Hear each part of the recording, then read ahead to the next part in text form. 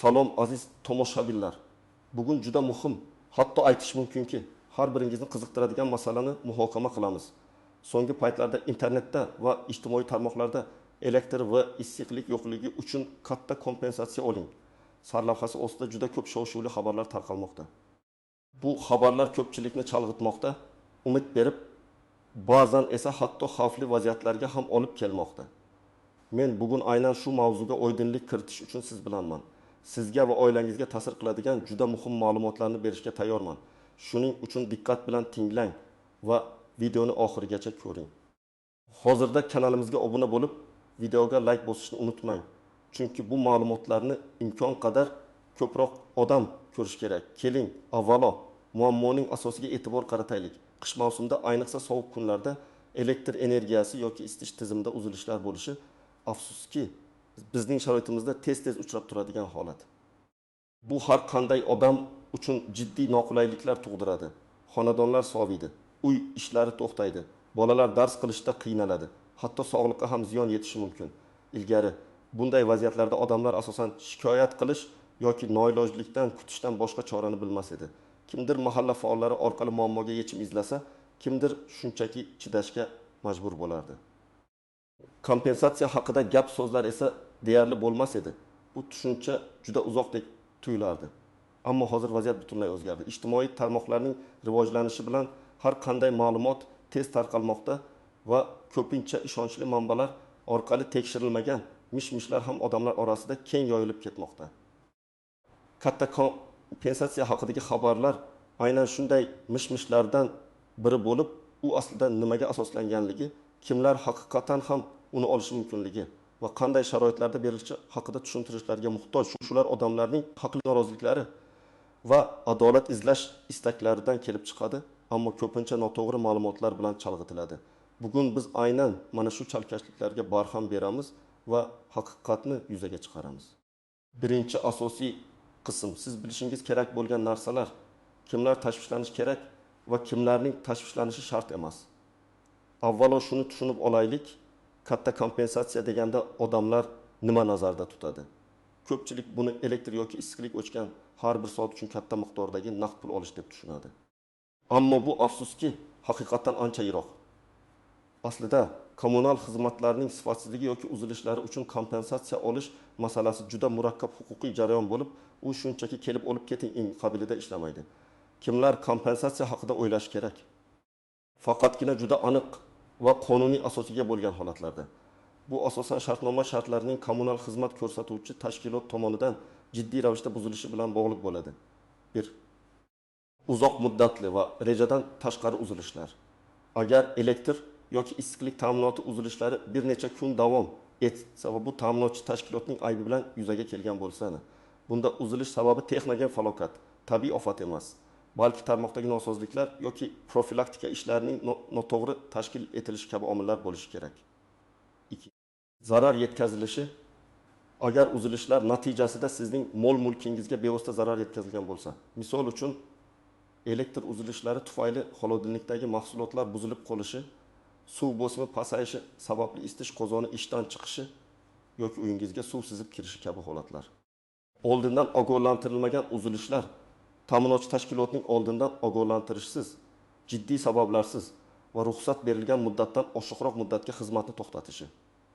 Kimlarning tashvishlanishi shart emas yoki kompensatsiya olish ehtimoli juda kam. 1. Qisqa muddatli uzilishlar, bir necha soatlik, hatto yarim kunlik uzilishlar odatda kompensatsiyaga tortilmaydi. Bu kunlik operatsion jarayonlarning bir qismi hisoblanadi. 2. Rejali profilaktika ishlari.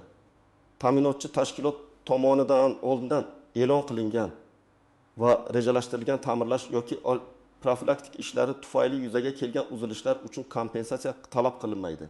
Chunki bu ishlar xizmat sifatini yaxshilashga qaratilgan bo'ladi va fuqarolar oldindan ogohlantiriladi. 3.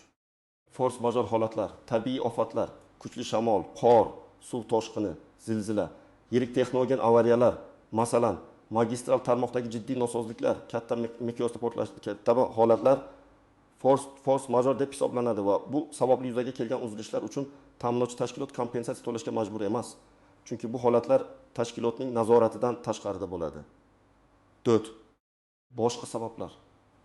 Agar uzilishlar sizning uyingizdagi ichki tarmoq nosozliklari qo'shnilar tomonidan qilingan noto'g'ri ishlar yoki bino ichidagi umumiy muammolar tufayli yuzaga kelgan bo'lsa, bu ham ta'minotchi tashkilotning aybi hisoblanmaydi. Endi esa bir nechta aniq va hayotiy misollar keltiraylik. Misol bil, uzoq muddatli elektr uzilishidan ko'rilgan zarar. Faraz qilaylik, Toshkentdagi Obod Hayot mahallasida 10 qavatli uyda yashovchi Azamat aka oilasining xonadonida 2,5 kun davomida elektr energiyasi bo'lmagan. Bu uzilish hududiy elektr tarmoqlarining eskirgan transformatorni o'zaro almashtirmaganligi sababli yuzaga kelgan. Azamat akaning uyidagi xolodilnikida saqlanayotgan qimmatbaho mahsulotlar, masalan, bir quti qizil ikra, bir necha kilogramm go'sht va sut mahsulotlari buzilib, yaroqsiz holga kelgan. Umumiy zarari 500 ming so'm atrofida. Azamat aka bu uzilishni zudlik bilan elektr ta'minotchi tashkilotning avariya dispetcherlik xizmatiga xabar bergan. Qo'shnilari bilan birga shikoyat arizasi yozgan va buzilgan mahsulotlarni suratga olgan. Bunday holatda Azamat aka kompensatsiya talab qilishga haqli. Uning talabiga asosan elektr ta'minoti uchun to'lovdan belgilangan muddat uchun chegirib tashlash yoki bevosita yetkazilgan moddiy zararni qoplash, buzilgan mahsulotlar qiymatini so'rashi mumkin. Biroq bu katta kompensatsiya emas, balki aniq bir moddiy zarar uchun to'lov bo'ladi. Bu holatni hujjatlar, cheklar, arizalar nusxalari, guvohlar ko'rsatmasi bilan tasdiqlash shart. Misol 2. Qisqa muddatli, ammo tez-tez takrorlanadigan uzilishlar. Dehqonobod qishlog'ida yashovchi Dilfuza opa har kuni kechqurun 1-2 soatga elektr o'chishidan aziyat chekadi. Bu uzilishlar asosan elektr tarmog'idagi yuklanish ortib ketishi yoki eskirgan simlarning vaqti bilan qisqa tutashuvlar tufayli yuz beradi. Har bir uzilish 1-2 soatdan oshmaydi. Dilfuza opa bu holatdan juda norozi, chunki bolalari dars qila olmaydi. Kechqurun uy ishlari qiyinlashadi. Bu holatda umumiy xizmat sifatiga oid shikoyat qilish mumkin, chunki xizmat barqaror emas. Ammo har bir 1-2 soatlik uzilish uchun bevosita kompensatsiya, naqd pul talab qilish deyarli imkonsiz. Ko'proq ehtimolin bu holatda ta'minotchi tashkilotga umumiy murojaat qilib, tarmoqni modernizatsiya qilishni yoki barqaror elektr ta'minotini ta'minlashni so'rash mumkin. Shikoyat natijasida agar umumiy tarmoq modernizatsiya qilinsa, keyinchalik xizmat sifati yaxshilanadi. Ammo o'tgan uzilishlar uchun katta miqdorda pul kompensatsiyasi berilmaydi. Misol 3. Rejali isitish uzilishi. Farg'onadagi ko'p qavatli uyda yashovchi Nodira opa arta tongda isitish tizimining o'chirilganini sezadi. Uy juda sovib ketadi. U darhol issiqlik ta'minoti korxonasiga telefon qilganda, unga yaqin kunlarda isitish tizimining quvurlarida rejali ta'mirlash ishlari olib borilishi haqida bir hafta oldin e'lonlar doskasiga xabar qo'yilgani aytiladi. Nodira opa bu e'lonni ko'rmagan bo'ladi. Ta'mirlash ishlari yarim kundan keyin yakunlanadi va issiqlik qayta tiklanadi. Bunday vaziyatda Nodira opa kompensatsiya talab qila olmaydi. Chunki uzilish rejali bo'lgan va oldindan ogohlantirish berilgan. Agar ogohlantirilmasdan uzoq muddatga uzilish bo'lganda, u holda vaziyat boshqacha bo'lishi mumkin edi. Rejali ishlar uchun odatda kompensatsiya berilmaydi. Chunki bu xizmat ko'rsatish shartnomasida nazarda tutilgan standart jarayon hisoblanadi. Misol 4. Qurilishda elektr uzilishi. Yangi qurilayotgan uylarning birida elektr uzilishi sodir bo'ldi. Sababi qurilish kompaniyasi elektr kabellari noto'g'ri o'rnatganligi bo'lib chiqdi. Bu holatda elektr ta'minotchi tashkilot javobgar emas, balki qurilish kompaniyasi tashkilot hisoblanadi. Shuning uchun bu holatda ham elektr ta'minoti uzilgani uchun kompensatsiya ta'minotchi tashkilotdan olinmaydi. Agar qurilish kompaniyasi bilan tuzilgan shartnomada bunday holatlar uchun javobgarlik belgilangan bo'lsa, u holda aynan qurilish kompaniyasidan qonuniy yo'l bilan zarar undirish mumkin. Ikkinchi asosiy qism qoidalardagi istisnolar, tuzoqlar va noaniq jihatlar. Bu yerda biz haqiqiy holatni yanada chuqurroq ko'rib chiqamiz. Umumiy katta kompensatsiya g'oyasi juda xavfli bo'lib, ko'pincha firibgarlar tomonidan suiiste'mol qilinadi. Kompensatsiya va to'lovni qayta hisoblash farqi. Ko'pchilik kompensatsiya deganda bevosita naqd pul to'lashni tushunadi. Ammo aslida kommunal xizmatlar bo'yicha ko'proq uchraydigan holat bu to'lovni qayta hisoblashdir. Ya'ni agar siz ma'lum bir davrda elektr energiyasi yoki issiqlik xizmatini olmagan bo'lsangiz, o'sha davr uchun to'lovdan ozod qilinishingiz yoki to'lovingiz kamaytirib hisoblanishi mumkin. Misol uchun 2 kun elektrsiz qolgan bo'lsangiz, o'sha 2 kun uchun hisoblangan to'lov miqdori oylik to'lovingizdan chegirib tashlanadi. Bu katta kompensatsiya emas, balki shunchaki ko'rsatilmagan xizmat uchun pul to'lamasligingizdir. Haqiqiy bevosita moddiy zarar yetkazilganda, masalan, yuqorida aytilgan Azamat akaning buzilgan mahsulotlari, mana shu holatda siz bevosita kompensatsiya talab qilishga haqli bo'lasiz. Ammo bu ham har doim ham naqd pul shaklida bo'lmasligi mumkin. Ko'pincha bu keyingi to'lovlarga o'tkaziladi yoki mahsulotning hisoblangan qiymati qaytariladi. 2. Huquqiy asos va shartnoma shartlari. Har bir kommunal xizmat ko'rsatuvchi tashkilot bilan iste'molchilar o'rtasida shartnoma tuzilgan bo'ladi. Bu shartnomalarda xizmat ko'rsatish shartlari, uzilishlarning ruxsat etilgan muddatlari, ta'minotchi va iste'molchining huquq va majburiyatlari aniq ko'rsatilgan bo'ladi. Kompensatsiya talab qilishdan oldin aynan shu shartnomani diqqat bilan o'rganish kerak. Odatda shartnomalarda ruxsat etilgan uzilish muddatlari, masalan, elektr energiyasida oyiga umumiy 12 soat, bir martalik uzilishda 4 soatdan oshmasligi belgilangan bo'ladi. Agar uzilishlar bu muddatlardan oshib ketsa va ta'minotchi tashkilotning aybi bilan yuzaga kelsa, kompensatsiya olish uchun asos paydo bo'ladi. O'tu force majeure holatlarining ta'siri. Bu juda muhim jihat. Ko'pgina shartnomalarda va qonunchilikda force majeure yengib bo'lmas kuch tushunchasi mavjud. Bu tabiiy ofatlar, suv toshqini, zilzila, kuchli dovul, harbiy harakatlar, hukumat qarorlari kabi tashkilotning irodasidan tashqari yuzaga keladigan holatlarni anglatadi. Agar kommunal xizmatlardagi uzilishlar force majeure sababli yuzaga kelsa, ta'minotchi tashkilot odatda kompensatsiya to'lash majburiyatidan ozod qilinadi. Chunki bu ularning nazoratida bo'lmagan vaziyat. Misol uchun, kuchli qor yog'ishi natijasida simyog'ochlar sinib, bir hafta elektr bo'lmasa, bu force majeure holati hisoblanadi. Bu holda ta'minotchi faqatgina uzilishni tezda bartaraf etishga harakat qilishi kerak, ammo kompensatsiya to'lamaydi. Biroq agar qor yog'ishi har yili bo'ladigan odatiy holat bo'lsa va elektr tarmog'i bu yuklamalarga oldindan tayyorlanmagan bo'lsa, bu holatni force majeure deb baholash qiyinroq bo'ladi. 4. Dalillar va hujjatlashtirishning muhimligi. Kompensatsiya talab qilishning eng katta to'sig'i bu yetarli dalillarning yo'qligi. Siz uzilish holatini, uning sababini va yetkazilgan zararni isbotlashingiz kerak. Faqat og'zaki shikoyatlar yoki ijtimoiy tarmoqlardagi xabarlar kompensatsiya olish uchun yetarli bo'lmaydi. Bu yerda aniq qadamlar talab qilinadi. Har bir hodisani rasmiy tarzda qayd etish, avariya dispetcherlik xizmatlariga qo'ng'iroq qilish va ularning raqamini olish, murojaatlaringizni yozma ravishda qayd etish, yetkazilgan zararlarni fotosuratga olish yoki videoga yozib olish, guvohlarning ko'rsatmalarini olish, bularning hammasi muhim dalil bo'lib xizmat qiladi. Aks holda isbotlay olmagan har qanday talab qo'ndirilmaydi.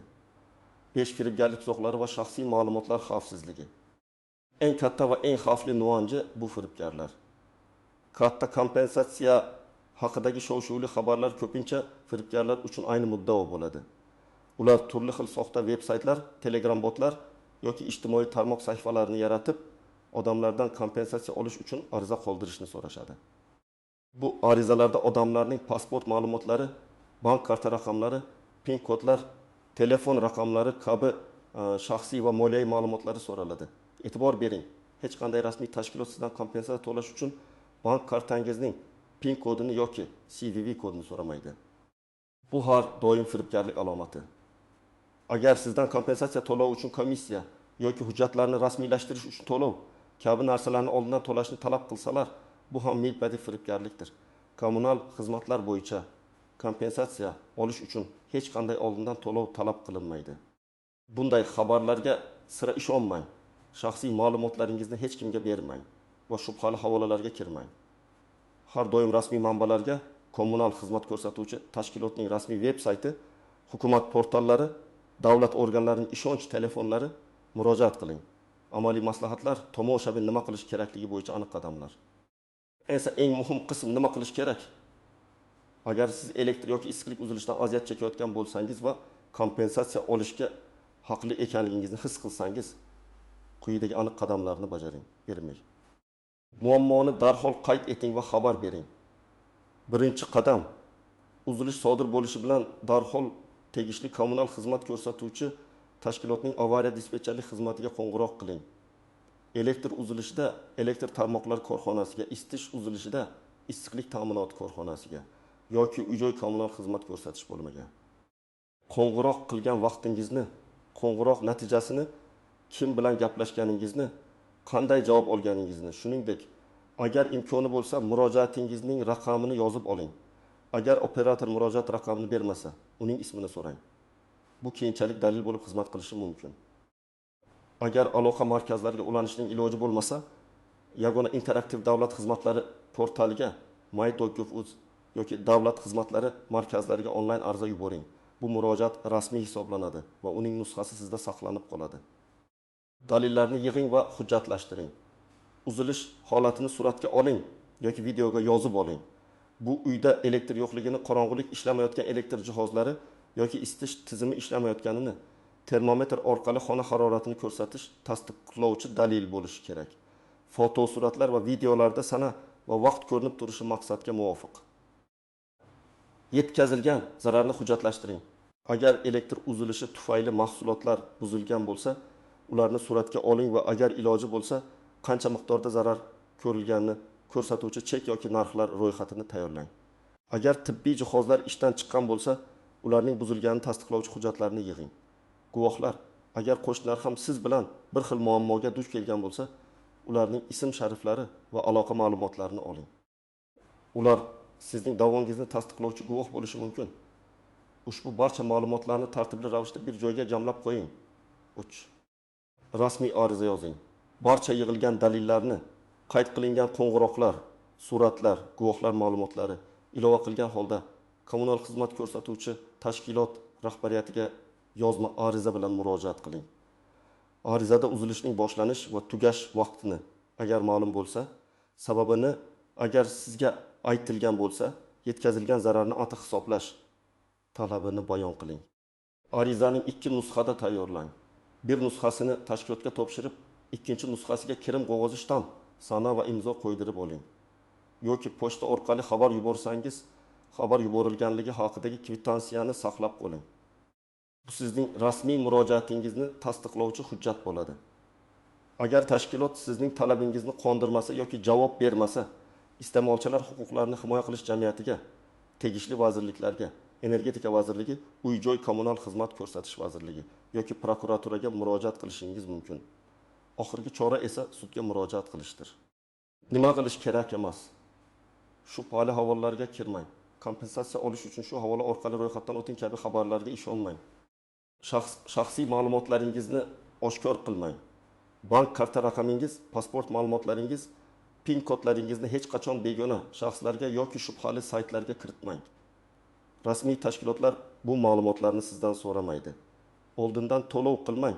Kompensatsiya olish uchun komissiya yoki rasmiylashtirish to'lovini so'ragan har qanday shaxs yoki tashkilot firibgar hisoblanadi. Mish-mishlarga ishonmang. Faqatgina rasmiy va ishonchli manbalardan olingan ma'lumotlarga tayanib ish tuting. Xulosa va yakuniy chorlov. Demak, aziz do'stlar, elektr va issiqlik yo'qligi uchun katta kompensatsiya haqidagi shov-shuvli xabarlar ko'pincha haqiqatdan uzoq bo'lib, ba'zida hatto xavfli firibgarlik sxemalarining bir qismi bo'lishi mumkin.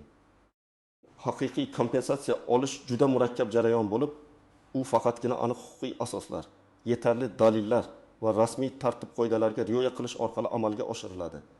Sizning huquqlaringiz bor, ammo bu huquqlardan to'g'ri va oqilona foydalanishni bilishingiz kerak.